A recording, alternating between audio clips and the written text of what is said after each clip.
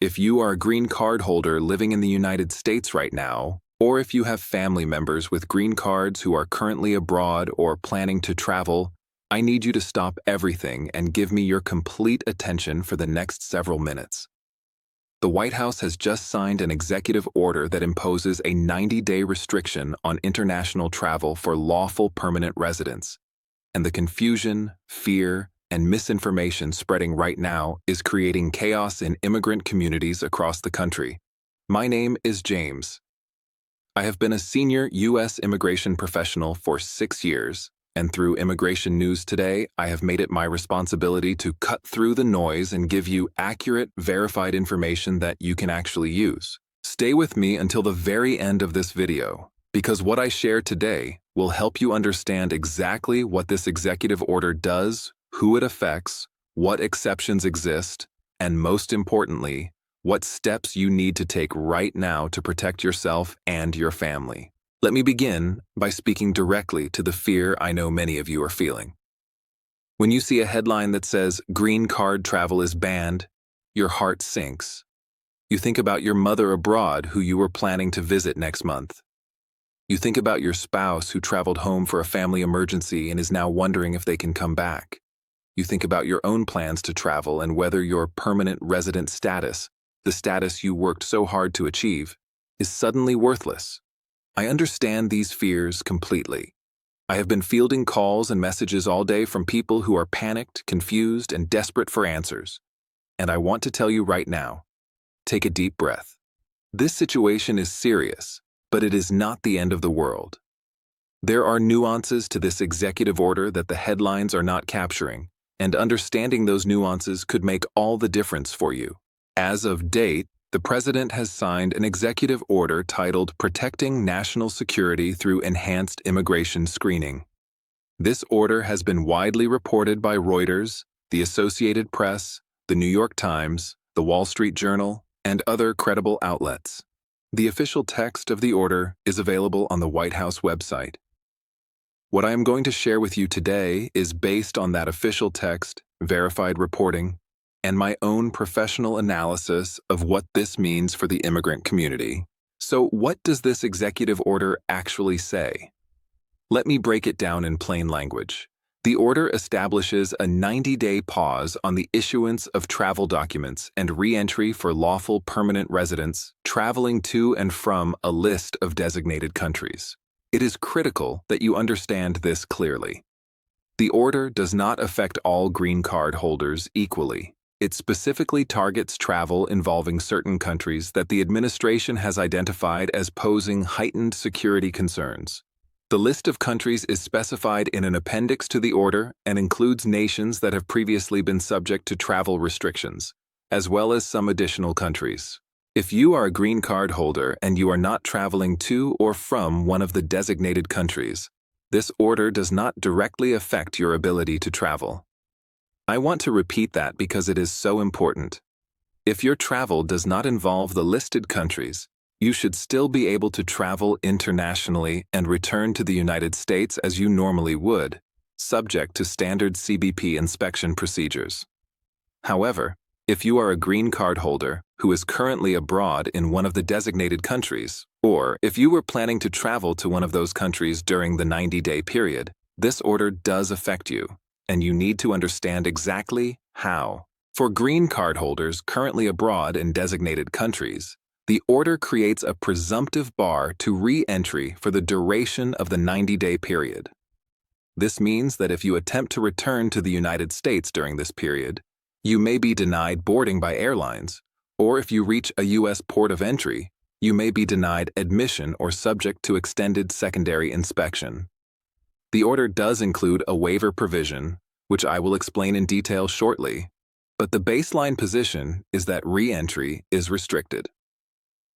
For green card holders currently in the United States who are planning to travel to designated countries, I strongly advise you to reconsider your travel plans. If you leave the United States and travel to a designated country during this 90-day period, you may face significant difficulty returning.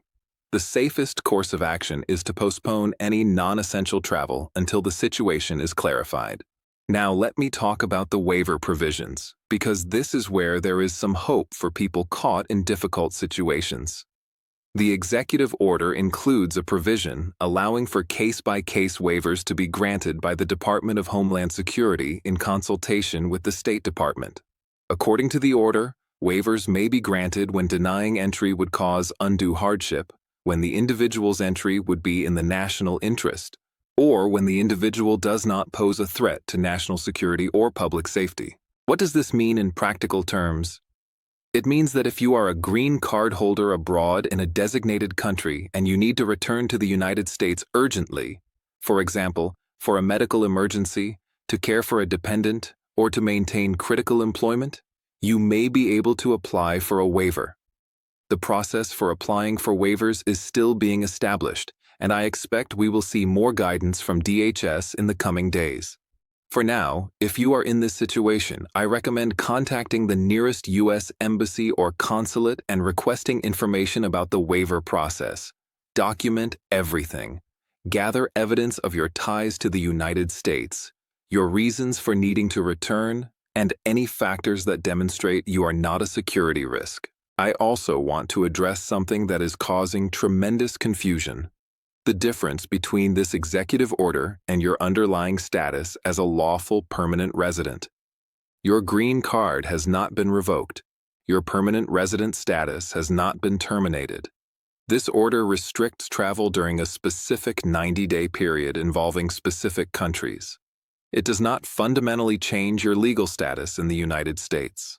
I have seen people on social media claiming that green cards are being canceled, or that permanent residents are being deported. That is not what this order does. Do not let misinformation cause you to make decisions based on fear rather than facts. Let me talk about who is most affected by this order and what those individuals should do right now. If you are a green card holder currently abroad in a designated country, your situation is the most urgent. First, do not panic. Contact the nearest U.S. embassy or consulate and inquire about the waiver process. Gather documentation proving your ties to the United States, employment records, tax returns, property ownership, family relationships with U.S. citizens. Do not attempt to travel to the United States until you have clarity on whether you will be admitted. If you have an immigration attorney, contact them immediately. If you are a green card holder currently in the United States with family members abroad in designated countries, understand that your family members may face difficulty traveling to the U.S. during the 90-day period. If they were planning to visit you, those plans may need to be postponed. If they are green card holders themselves who were abroad temporarily, they should follow the guidance I just provided about contacting the embassy and exploring waivers. If you are a green card holder currently in the United States with upcoming travel plans to a designated country, I strongly recommend you cancel or postpone those plans. The risk of being unable to return is too significant. I know this is heartbreaking for many of you who are planning to visit elderly parents, attend weddings, or be present for important family moments. But the consequences of being stranded abroad, unable to return to your job, your home, your life in the United States, are severe enough that postponing travel is the prudent choice. If you are a green card holder whose travel does not involve any designated countries, you should be able to travel normally. However, I recommend traveling with extra documentation: your green card, your passport, proof of your U.S. address and employment, tax returns, just in case you encounter any enhanced screening at the border. The overall environment is one of heightened scrutiny, and being prepared with documentation is always wise. Now let me address some of the legal and constitutional questions that are swirling around this executive order, because I know many of you are wondering whether this will be challenged in court. History tells us that executive orders restricting immigration are frequently challenged in federal court, and some of those challenges succeed. We saw this with previous travel restrictions, where courts issued temporary restraining orders and injunctions that blocked implementation of certain provisions.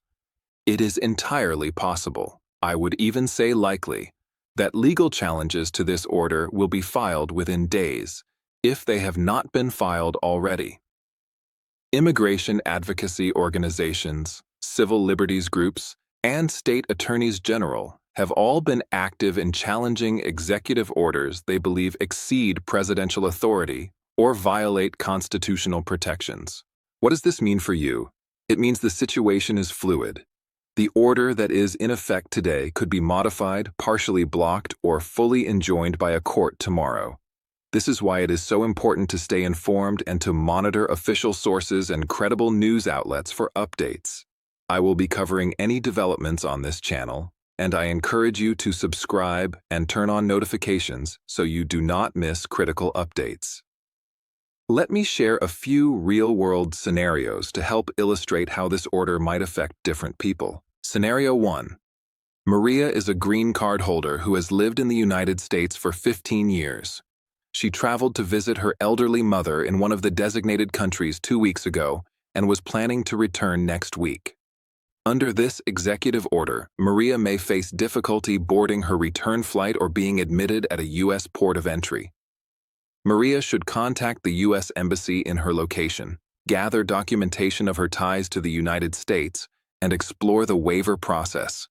She should not assume she will be admitted without taking these steps. Scenario 2. Ahmed is a green card holder living in California. His parents, who are also green card holders, are currently abroad in a designated country visiting relatives. They were planning to return in 3 weeks. Ahmed's parents are in the same situation as Maria. They should contact the embassy and explore waivers. Ahmed should also consult with an immigration attorney about options for his parents. Scenario 3. Priya is a green card holder in New York. She was planning to travel to India next month for her cousin's wedding. India is not on the list of designated countries. Priya should be able to travel and return normally, but she should travel with extra documentation just in case, and she should monitor the situation in case the list of countries is expanded. Scenario 4. Carlos is a green card holder in Texas. He has no travel plans and does not have family in any of the designated countries. For Carlos, this executive order has no immediate impact on his daily life. However, Carlos should stay informed because immigration policy can change, and understanding the landscape helps him be prepared for whatever comes next. I want to take a moment to address the emotional impact of news like this. I know that for many of you, this executive order feels like an attack on your sense of belonging, your sense of security, your sense of home. You came to this country legally. You followed the rules, you paid your taxes, you contributed to your communities, and now you are being told that your ability to travel, something that most people take for granted, is being restricted.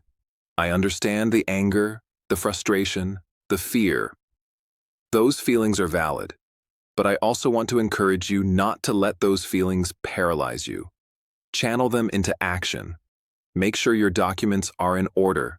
Consult with professionals. Stay informed.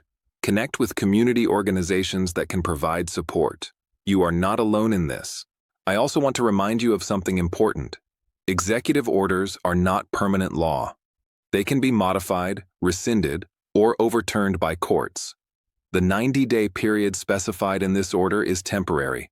Whatever the outcome of legal challenges or policy reviews, this is not the end of the story.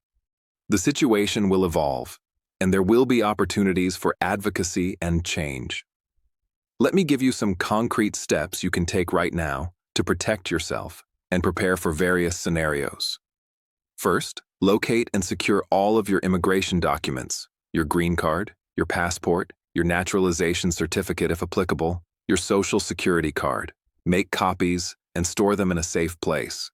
If you are traveling, carry originals with you.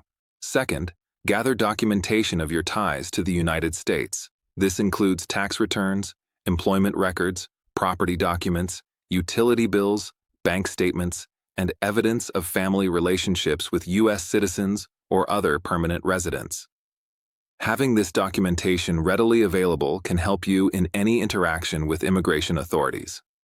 Third, if you have travel plans, assess whether they involve any of the designated countries. If yes, strongly consider postponing. If no, proceed with caution and extra documentation. Fourth, If you or a family member is currently abroad in a designated country, contact the nearest U.S. Embassy or consulate immediately to inquire about the waiver process and current procedures. Fifth, consult with an immigration attorney if you have any concerns about your specific situation. Many attorneys offer free or low-cost consultations, and getting professional advice can give you peace of mind and help you avoid costly mistakes. Sixth, stay informed by following official sources and credible news outlets. The situation is changing rapidly, and what is true today may not be true tomorrow. Subscribe to this channel for updates and check the description for links to official government resources. As we come to the close of this video, I want to remind you why Immigration News Today exists. This channel is here to give you accurate, verified information when you need it most. I will never sensationalize or exaggerate for clicks. I will always tell you the truth as I understand it, grounded in official sources and professional expertise. And I will always provide you with practical guidance that you can actually use to protect yourself and your family. If this video helped you understand the new executive order and what it means for green card holders, please take a moment to like it, share it with others who need this information, and subscribe to Immigration News Today with notifications turned on. I am monitoring this situation around the clock, and anytime there is a significant development, a court ruling, new DHS guidance, changes to the designated country list, you will hear about it here first. Before I go, my standard disclaimer. Everything I have shared today is for general informational purposes only. It is not legal advice. Immigration law is complex, and your individual situation may have unique factors that require professional evaluation. Please consult with a qualified immigration attorney for advice specific to your case. Always verify information with official government sources, including the White House website, dhs.gov, and uscis.gov. Policy can change rapidly, and the information I provided is accurate as of date. Thank you for trusting me during this difficult time. I know this news is hard. I know many of you are scared, but knowledge is power, and together we will navigate whatever comes next. My name is James, and this is Immigration News Today. Stay informed, stay strong, and I will see you in the next update. Take care of yourself and take care of each other.